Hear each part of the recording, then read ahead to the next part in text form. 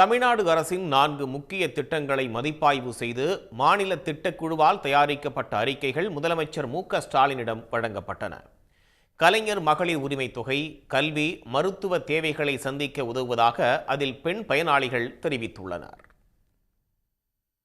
தமிழ்நாடு அரசின் கலைஞர் மகளிர் உரிமை தொகை, நான் முதல்வன், புத்தொழில் கொள்கை, வீட்டு வசதி மற்றும் நகரிய மேம்பாட்டுக் கொள்கை ஆகிய திட்டங்களை உயர்மட்ட ஆலோசனை குழுவான தமிழ்நாட்டு திட்டக்குழு மக்களிடம் பல்வேறு ஆய்வுகள் நடத்தி அறிக்கை தயாரித்துள்ளது.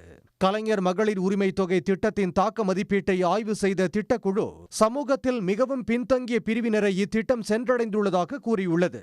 கலைஞர் மகளிர் உரிமை திட்டத்தின் மூலம் வழங்கப்படும் தொகையினை பயனாளிகள் பெரும்பாலும் மருத்துவ செலவுகள், குழந்தைகளின் கல்வி மற்றும் தரமான உணவுப் பொருள் நுகர்வுக்கு பயன்படுத்துவது கண்டறியப்பட்டுள்ளது.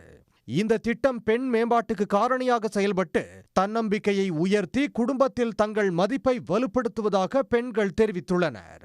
நான் முதல்வன் திட்டத்தால் மாணாக்கரிடம் கற்றல் திறன் மேம்பாடு அடைந்துள்ளதும் ஆய்வில் உறுதியாகியுள்ளது.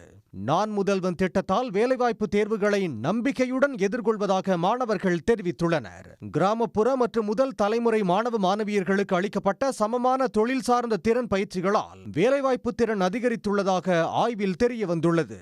தமிழ்நாடு அரசின் புத்தொழில் கொள்கையால் மாநிலத்தில் தொழில் தொடங்குவதும் அதிகரித்துள்ளது.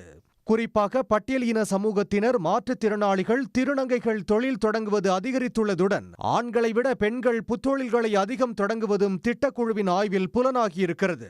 அரசின் கொள்கைகளால் புத்தொழில் வளர்ச்சியில் தமிழ்நாடு தேசிய அளவில் 3வது இடத்துக்கு முன்னேறியிருப்பதாக கூறப்பட்டுள்ளது.